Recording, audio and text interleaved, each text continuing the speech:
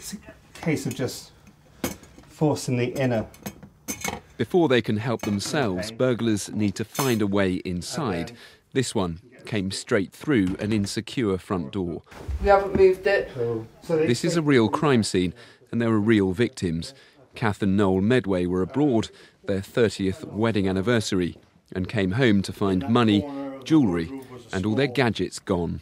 Small safe. Your whole life's invaded, isn't it? I mean, I've been up since what you would classify. It's sort of 5 o'clock in the morning yesterday morning. Went to bed at 3:30 and was up again at 5 o'clock this morning because there's no way I can sleep. The scientific investigation team are by nature meticulous. The criminals they're trying to catch can be equally careful. But whoever was here has left a clue. It's a beautiful one right there. Right here. And I guess that would be something like that. This one's handled it from the front. Laptops, mobile phones, wallets. Elsewhere, a team are going back to the scene of an earlier burglary to check if neighbours have CCTV. Hi, are you able to come down? And to let them know there's been a break-in nearby. I don't know whether you've been made aware, but there was a burglary next door over the weekend. Oh. What I'm looking for is, do they have CCTV? So, you know, if they have, then it might show the offence or show the suspect at all that we can circulate a description round. Also ask them whether they've witnessed anything or anything unusual at that time. The crackdown on crimes like burglary, robbery and theft started in September. In 2 months, they've made more than 1,000 arrests, and they say house burglaries are down by almost 20%. Still, there are many burglars operating here. The view from the investigator's head camera means nothing to an untrained eye. Some sort of hexagonal pattern there. But this is what Darren Turner can see, and he knows he's found a footprint. Heel part here and then the main part there. The forensic team will feed their prints into an online database. Yeah, that's a pretty good find. Sometimes they'll give a match. Their priority is to get back what's been taken and get this anonymous, uninvited guest into court.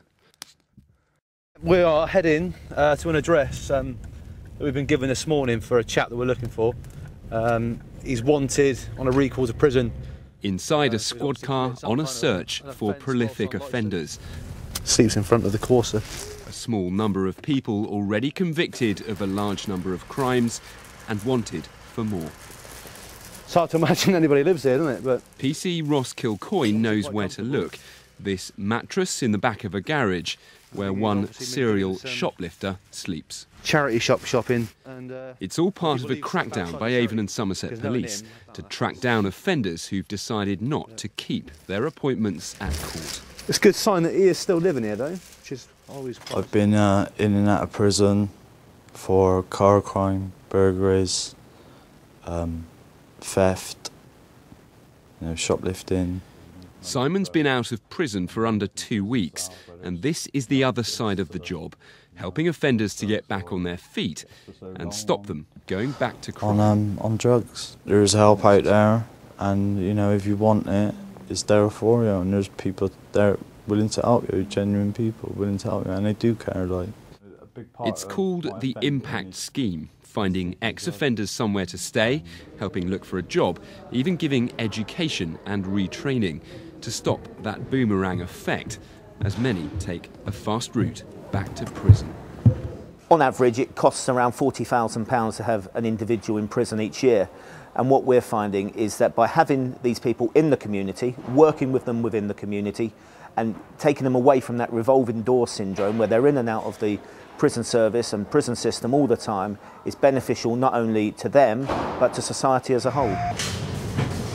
Back on the search for suspects, PC Kilcoyne covers the back door. Not the average door either, is it? But no one's home. For somebody's flat.